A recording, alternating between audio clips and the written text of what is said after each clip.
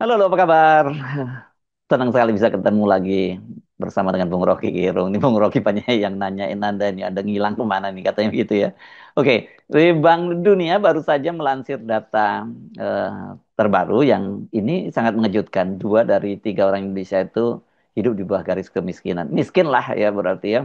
Atau kalau di bawah garis kemiskinan lebih miskin dari orang miskin gitu. Tapi pokoknya ini angkanya betul-betul membuat kita prihatin karena berarti kalau dari 280 juta sekian itu total 194,7 juta atau kalau kita bulatkan 195 juta orang Indonesia itu hidup di bawah garis kemiskinan. Ini data tahun 2024 loh Bung Rocky yang dilansir baru sekarang itu. Artinya ini adalah hasil kerja dari Jokowi selama 2 periode. Ya, artinya data itu akhirnya tiba untuk menerangkan apa sebetulnya yang disebut sebagai disparitas, apa yang sebetulnya disebut sebagai kemiskinan, apa yang dimaksud dengan kemampuan membeli daya beli. Jadi Bank Dunia akhirnya merilis dan hasil rilis itu mencengangkan kita. Tercengang karena ternyata data 2024 menunjukkan bahwa 2 dari 3 orang Indonesia itu ada di bawah garis kemiskinan, hidupnya miskin.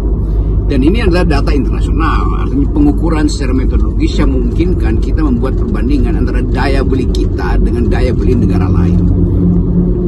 Dan ukuran itu yang disebut purchasing power ini menunjukkan bahwa keterus-terangan pemerintah tidak bisa lagi disembunyikan berdasarkan alasan-alasan lokal, karena langsung tidak diukur. Konsumen itu $1 itu dia bisa beli berapa dalam perbandingan dengan belanja di Jakarta dan belanja di Washington misalnya. Tetapi yang paling membuat kita berpikir kembali apa yang dilakukan selama 10 tahun ini sehingga akhirnya 2 dari 3 orang Indonesia itu miskin. Artinya berapa tuh? Kira-kira 195 juta orang Indonesia di bawah garis kemiskinan. Jadi petunjuk ini adalah petunjuk kuantitatif, tetapi petunjuk kualitatifnya pasti lebih dari itu, karena kemiskinan bukan sekedar ketiadaan akses pada sumber-sumber makanan, tetapi kepapaan psikologi, kepapaan politik, ketiadaan akses pada kekuasaan. Jadi sebetulnya Bank Dunia bukan sekedar membocorkan apa yang disembunyikan selama 10 tahun oleh Jokowi, tapi menunjukkan bahwa kegagalan Indonesia itu bisa diprediksi ke depan. Jadi sekali lagi kita coba membaca data-data itu di dalam upaya untuk bukan sekedar memperbaiki, tapi menyadari bahwa ada yang salah di dalam kebijakan 10 tahun Presiden Jokowi. Kan Bank Dunia rilis data itu setelah Jokowi lengser, jadi pertanggungjawabannya ke siapa? Tentu ke Jokowi lagi kan itu intinya. Jadi kalau Basar nanti ngamuk, ya silakan ngamuk ke Bank Dunia tuh, karena Bank Dunia adalah lembaga standar untuk mengukur kemiskinan dunia. Jadi sekali lagi bukan berterima kasih pada Bank Dunia, tapi berterima kasih bahwa ada data pembanding tuh yang biasanya dipakai sekedar ya ini sukses di sana, nggak ada lagi orang lapar, nggak ada, iya, tetapi yang terlihat secara visual itu bisa dimanipulasi. Ya Presiden Jokowi bagi-bagi hadiah, iya, karena keinginan dia untuk terus ada di dalam depan kamera. Lalu faktanya orang berkerumun pada Jokowi karena senang dibagi-bagi hadiah. Bukan, itu data faktanya setelah kita lihat keterangan Bank Dunia, artinya orang miskin itu memerlukan ya hadiah-hadiah kecil lah. Jadi justru karena kemiskinan maka orang berebut goodie bag, berebut BLT, kan begitu cara membacanya. Itu bukan karena kegembiraan didatangi oleh presiden, tapi karena kebutuhan perutnya sendiri gitu. Saya kira data ini juga menjadi semacam justifikasi terhadap penilaian bahwa Jokowi, nah selama ini kan muncul anggapan gitu ya, sengaja membuat rakyat tetap miskin dan bodoh gitu agar mudah untuk dimobilisasi. Karena kalau kita hubungkan antara data kemiskinan dan data kecerdasan, kan kita tahu bahwa IQ kita 78. Kita tahu bahwa rata-rata pemilih Indonesia itu lulusan SMP aja tuh, kelas 7. Bukan lulus SMP, lulus SD, karena tidak kelas 7 artinya SMP kelas 1 rata-rata. Jadi terlihat bahwa demokrasi kita sebetulnya dibasiskan pada kedangkalan sehingga mudah dimanipulasi. Jadi itu yang menerangkan kenapa kritisi seperti tidak tumbuh. Ya karena udah miskin, pendidikan kurang, maka yang beredar adalah proyek-proyek pembujukan, dan itu yang dilakukan Jokowi selama 10 tahun kan. Jadi kelihatannya reputasi Jokowi itu, kalau kita rumuskan secara sarkastis, dia menunggangi kemiskinan dan menunggangi kedunguan, kebodohan publik tuh. Kalau bukan kedunguan publik ya, kedunguan itu biasanya elitnya tuh. Kalau publik ya memang tidak terpelajar, tidak diberi akses untuk punya pengetahuan. Jadi Jokowi memanfaatkan ketiadaan akses pada pengetahuan dan ketiadaan akses pada makanan supaya bisa dibujuk melalui BLT, melalui bagi-bagi hadiah. Nah, sekali lagi kita hanya ingin melihat itu, dan kalau kita coba bikin dalam statistik itu cross tabulasi, akan terlihat sebetulnya apa yang akan terlihat. Pertama, siapa kelompok yang disebut paling miskin itu. Tentu kita hubungkan juga dengan kemampuan kita untuk menilai bahwa kaum perempuan itu pasti yang ada dalam kelompok paling bawah. Jadi kemiskinan itu mengalami feminisasi itu. Jadi pemiskinan terjadi dengan akibat kelas yang paling bawah itu yang pertama kali terpapar oleh beban ekonomi, beban psikologi, beban politik. Siapa mereka? Ya namanya kaum proletar, tetapi di dalam gender analysis itu adalah kaum perempuan. Jadi perempuan itu proletariat. Kalau kita terangkan itu secara struktural. Jadi sekali lagi beban dari gagalnya pemerintahan Jokowi itu sekarang baru terasa. Jadi itu artinya semua kebijakan Jokowi itu tidak tiba di piring mak-mak, tidak tiba di dapur keluarga-keluarga kecil. Jadi sekali lagi kita coba sebetulnya untuk membaca bahwa Indonesia sebetulnya ada di dalam potensi menjadi failed state. Tapi nanti orang katakan bahwa ya, tapi kita bahagia, iya. Karena di Indonesia ada semacam prinsip, kalau ponakan gue nggak bisa sekolah ya gue ambil alih tuh. Kalau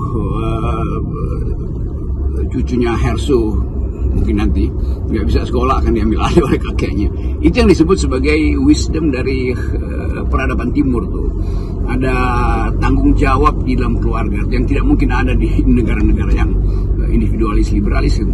Jadi apa konsep antropologinya namanya nuclear family, itu keluarga inti.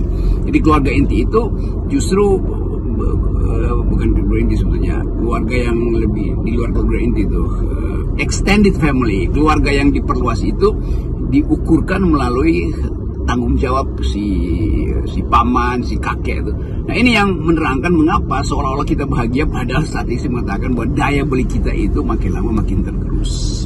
Data Bank Dunia juga makin menegaskan klaim-klaim selama ini oleh Jokowi dan para pendukungnya, atau sekarang lebih sering disebut sebagai ternak Mulyono itu sebagai bahwa Jokowi itu adalah presiden terbaik dan paling berhasil sepanjang sejarah, terbantahkan. Nah sekarang ini malah muncul narasi dari buzzer bahwa Gibran itu adalah wakil presiden terbaik sepanjang sejarah. Jadi kalau Gibran aja dibilang terbaik sepanjang sejarah, apalagi Jokowi ya. Ya kita diingatkan kembali slogan-slogan kampanye Jokowi waktu itu, akan ada 10 juta lapangan kerja 10 tahun. Ternyata yang ada adalah bertambahnya pengangguran tuh.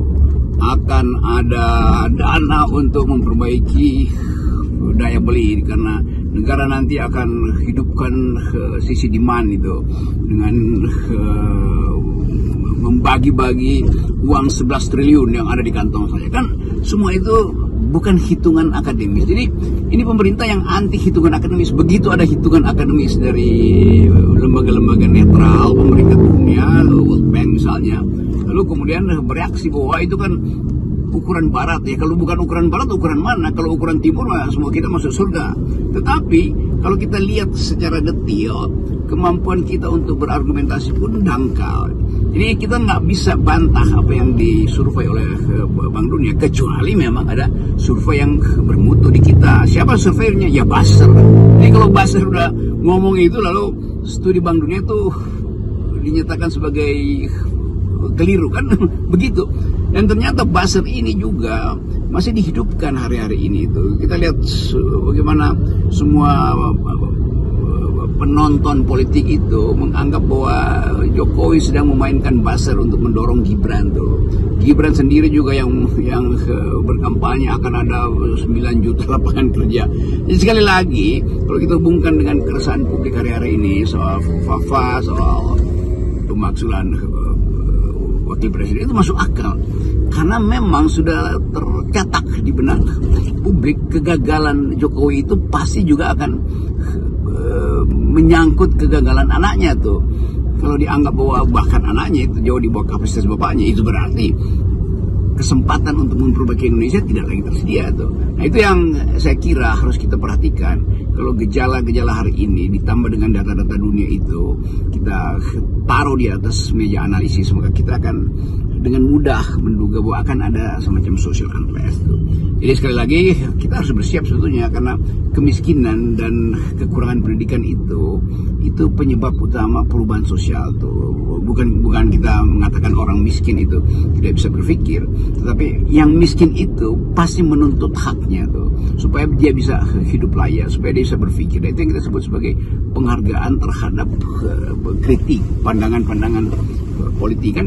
Dengan cara itu kita pahami misalnya kalau mahasiswa demo, kalau purnawirawan mengajukan petisi itu karena mereka membaca partitur politik publik, mereka membaca keresahan. Jadi kanal-kanal yang tersedia itu demo mahasiswa jangan ditutup. Kanal-kanal yang tersedia yaitu kebebasan pers jangan dikendalikan. Kanal-kanal yang tersedia yaitu kritik dari kalangan purnawirawan juga harus difasilitasi. Nah, sementara ini kita tidak mampu untuk membaca sifat kritik dari lapisan publik kita yang sebetulnya sedang diam. Setiap satu waktu data bahwa 2 dari 3 orang Indonesia itu miskin, maka kemiskinan itu akan jadi alasan untuk protes sosial, dan protes sosial itu biasanya tanpa kita mengerti tiba-tiba udah ada di jalan tuh. Jadi sekali lagi daya dukung politik kita itu tergantung pada kemampuan kita untuk menghargai kritik, sebab kritik adalah kanalisasi dari keresahan. Nah, dengan data semacam itu, kita bisa mendapat gambaran betapa beratnya tugas Presiden Prabowo ini dengan program-program populisnya gitu yang berniat membawa ke seluruh APBN itu digunakan untuk mensejahterakan rakyat. Ya APBN-nya saja udah habis untuk bayar utang, kemudian yang tugas yang harus dituntaskan kemiskinannya itu banyak sekali gitu. Memang ada upaya dari Presiden Prabowo untuk mengambil sikap yang lebih populis tuh. Karena di era Pak Jokowi yang diunggulkan adalah infrastruktur, dan pertumbuhan ekonomi berbasis infrastruktur itu tidak menghasilkan trickle down. Karena itu panjang investasi infrastruktur itu mungkin 30 tahun tuh.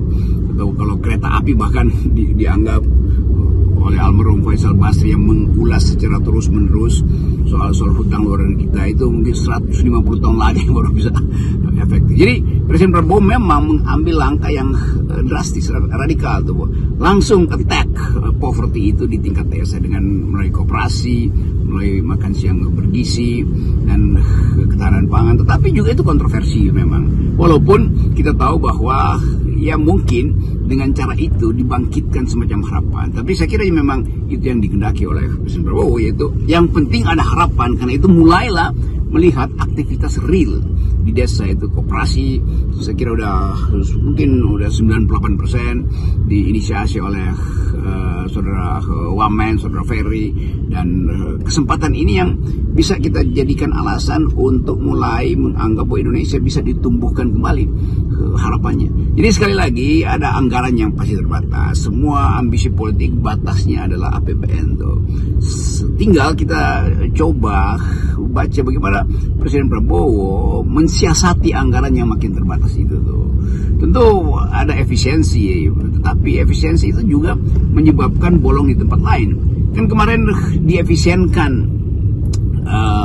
anggaran pelaksanaan terutama Departemen Dalam Negeri atau kementerian-kementerian yang langsung berhubungan dengan rakyat, supaya jangan lakukan seminar di luar kota dengan menyewa hotel. Akhirnya kalangan hotel, himpunan hotel dan restoran Indonesia itu protes karena daya hidup mereka justru yang tergerus tuh, sehingga impactnya berbahaya sebab penghematan efisiensi di beberapa kementerian justru menyebabkan bangkrutnya hotel, restoran, UMKM. Karena itu sekarang kemudian dikeluarkan kebijakan baru. Oke, silahkan pakai lagi hotel-hotel. Jadi memang harus ada uji coba itu supaya ada modeling. Tetapi sekali lagi kesempatan kita untuk menilai proyek-proyek populis Presiden Prabowo ini tergantung pada persepsi kita tentang politik. Kalau kita menganggap bahwa politik itu adalah upaya untuk segera bertemu dengan problem rakyat, maka koperasi, makan siang, segala macam itu adalah hal yang harus sudah bisa berakibat tuh. Dan keputusan-keputusan politik juga ditentukan oleh kemampuan Presiden Prabowo untuk memastikan bahwa kementerian dia itu betul-betul solid di dalam upaya untuk mengentaskan kemiskinan, memberantas korupsi.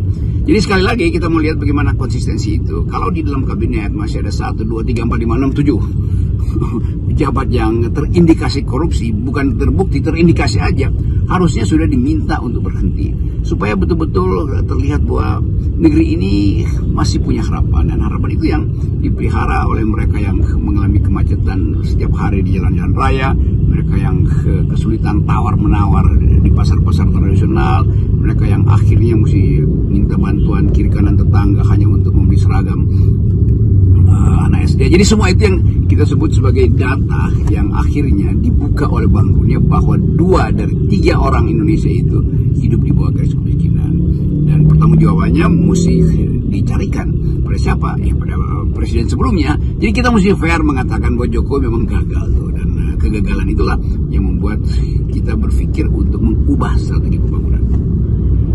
Salam akal sehat. Ya, salam akal sehat.